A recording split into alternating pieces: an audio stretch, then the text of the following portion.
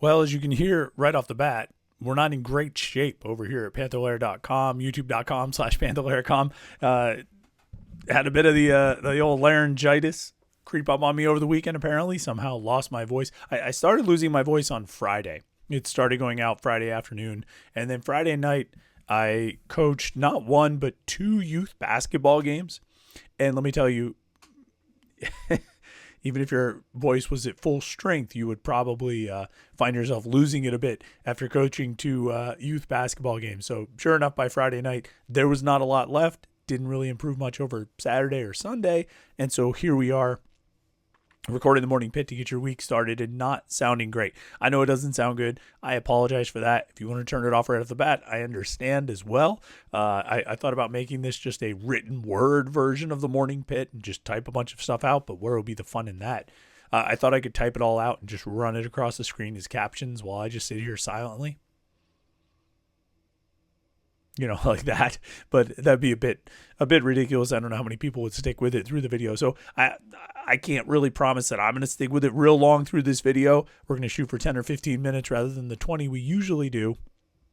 But I got a few things to say about Pitt's loss at Wake Forest on Saturday. Another opportunity missed, and another situation where Pitt had a chance to win a game that would have looked really good on the resume, would have improved the record, would have put the Panthers closer to the NCAA tournament and not just on the bubble.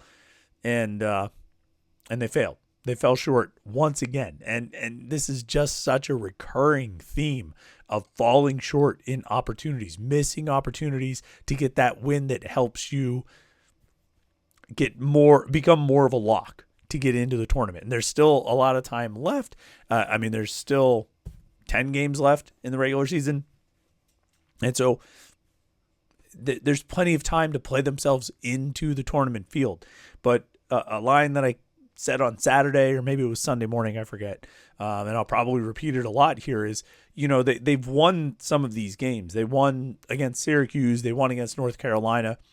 And those wins prevented Pitt from falling off the cliff.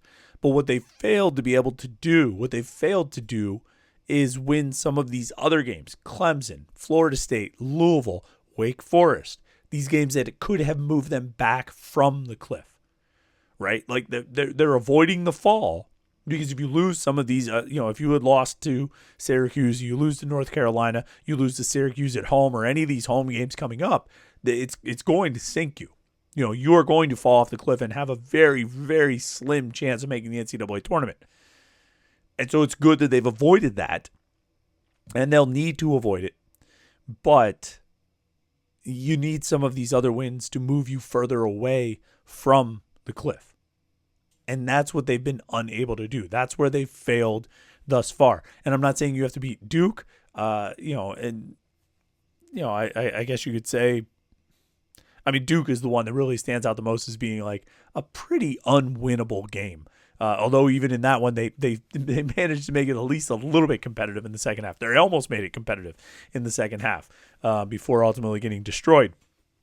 But like Louisville, opportunities were there. Florida State, opportunities were there. Clemson, the game goes to overtime. The opportunities were there. In this game on Saturday at Wake Forest, the opportunities were there. But some of the worst trends showed up again. Some of the biggest issues showed up again.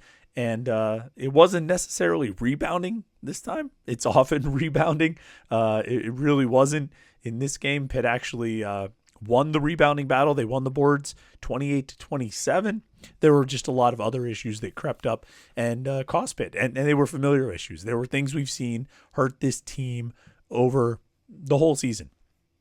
So let's talk about where Pitt stands after this loss to Wake Forest, what their resume looks like, what the path ahead looks like. And it starts tonight, right? It starts tonight when they host Virginia at the Peterson Event Center. You can't lose this game. Like, this is now a must-win game. People like to put the must-win on a lot of games, and most of the time they're wrong. They're not must-win games. Tonight, this is pretty close to one. You can't lose this game tonight. So we got a lot to talk about. I'm going to do my best to try to get through it. I apologize for how it sounds. I appreciate anybody who sticks with it. It's the Morning Pitt here on youtube.com/Panther-Lair.com.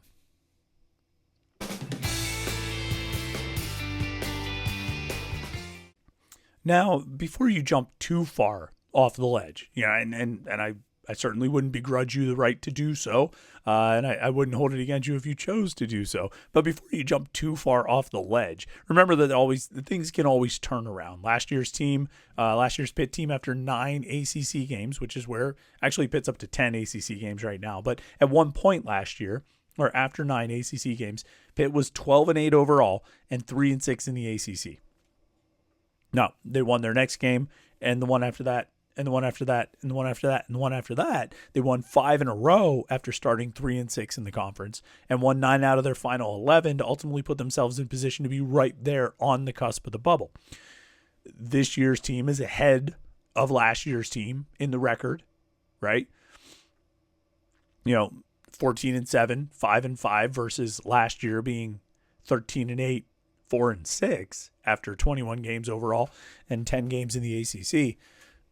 And this year's team has, better net ranking. I think as of yesterday, they were still in the top 40, 36, somewhere around there. They have a better strength of schedule. They have a better resume. Everything about it looks more impressive, resume-wise.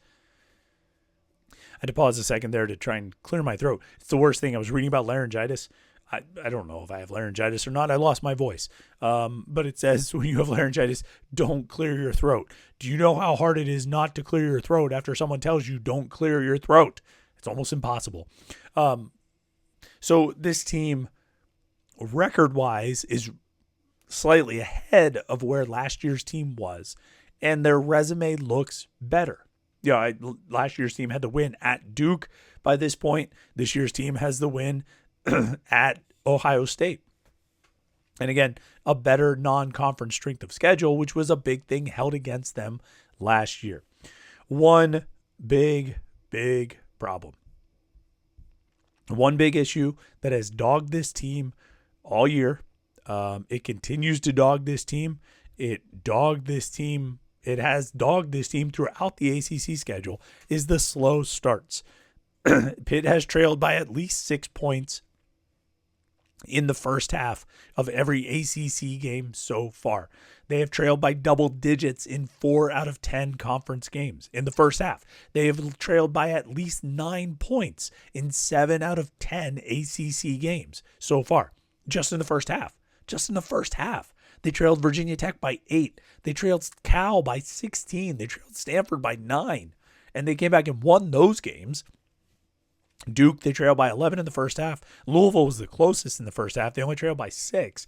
They trailed Florida State by 8. They trailed Clemson by 12. Obviously, they lost those 4 games. They trailed Syracuse by 9 in the first half. They trailed Carolina by 10. They won those 2. And then this Wake Forest game on Saturday, they trailed by 9 in the first half.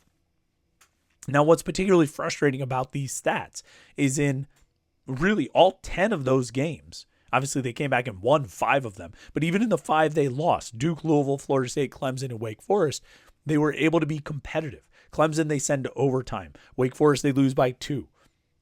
Florida State, they lost by 12. In Louisville, they lost by 4, but they were competitive in those games. They came back, they battled back in all of those games. And even the Duke game, there was that point where they cut it to 8 or whatever it was, and it looked like they could really make a run. They didn't score again after that, but they were able to at least make it competitive despite falling behind by 11 in the first half. The Wake Forest game, they fell behind by 9 in the first half and actually led at halftime. And so what's frustrating about this is you have these games where they keep falling behind, but then half of them they're able to come back and win. The other half they come back and make it competitive but fall short, which means if they could just avoid these first half slumps, they probably would win most of these games. You know what I mean? If you don't fall behind Clemson by 12 in the first half, if you stay a few points closer, the game doesn't go to overtime and you win. If you don't fall behind Wake Forest by 9 in the first half, you have a bigger lead at halftime. Maybe you hold on and win. Louisville, you end up losing by 4, but you trail by 6 it's just they fall into these slumps, and usually it's a long shooting slump is what you end up having. Looking at the shooting in the Wake Forest game, they made 2 out of their first 3 shots, and then they missed the next 6 in a row, and then they missed another one, or they made one and they missed 3 more in a row, and they end up falling way behind. It's right around the 10-minute mark. They're down 20-11, and they've only made 4 field goals at that point. They made 4 field goals in the first 10 minutes of the game. You start a little bit hotter, you come out a little bit better, you make a few more baskets, and they weren't even all 3-pointers, but you make a few more baskets, and that's a game that goes differently. And this is one of the fatal flaws with this team is these slow starts. And I don't have a good explanation for why it's happening. I don't have a good explanation for why they've started so slow. I don't have a good explanation for it. Sometimes it's turnovers. Sometimes it's rebounding. Sometimes the other team just gets hot, but it doesn't explain why Pitt can't make baskets. Like, just because the other team is making baskets doesn't mean you can't.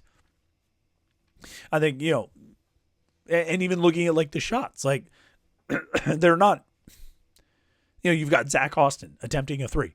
Well, yeah, you want him to take those shots. He's been the best 3-point shooter on the team this year. Damian Dunn is attempting 3s in the first half. You want him to take those shots. He's been pretty decent as well. Lowe and Leggett are taking a lot of their shots, of course. But then you have missed layups from the centers. Guillermo Diaz-Graham misses a layup.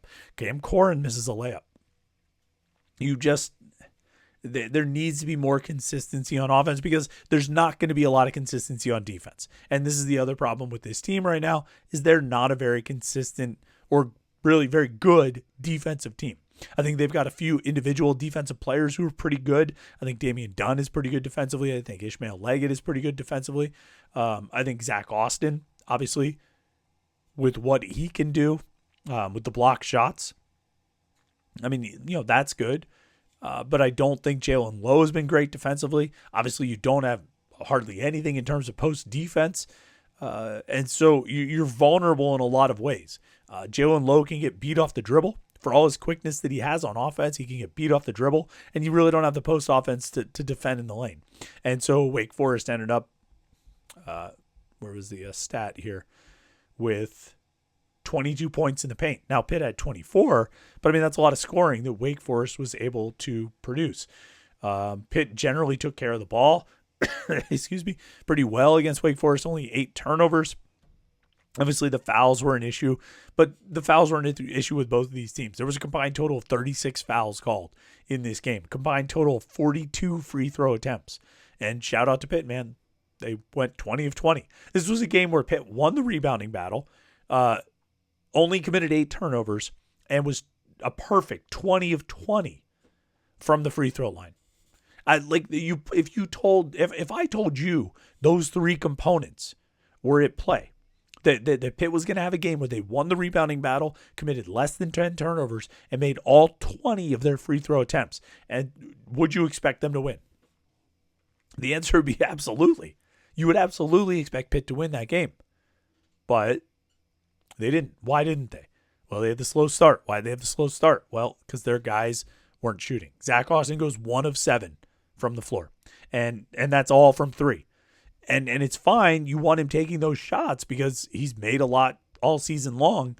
Well, he missed them. And they were good shots. They were good shots that he took on Saturday, and he just missed them. It was an off day for Zach Austin. Jalen Lowe in the first half, 2 of 7. Ishmael Leggett in the first half, 3 of 8. Second half, Leggett, 1 of 4. Second half, Lowe, 2 of 7. Now, those guys were able to get 8 points combined from the free throw line in the second half, but they're just not, if those 2 guys are not scoring and Austin is missing from the outside, you can get this great game out of Damian Dunn, and they did. Dunn was 8 of 13, scored 24 points. That's fabulous. Yeah, but you need your big guys to do the work. And Lowe and Leggett combined to go 8 of 26, where they score a combined 30 points and 13 of those 30 points come from the free throw line. That's not what you need. You need Jalen Lowe with more than 2 assists. You need both of those guys with more than 4 made field goals.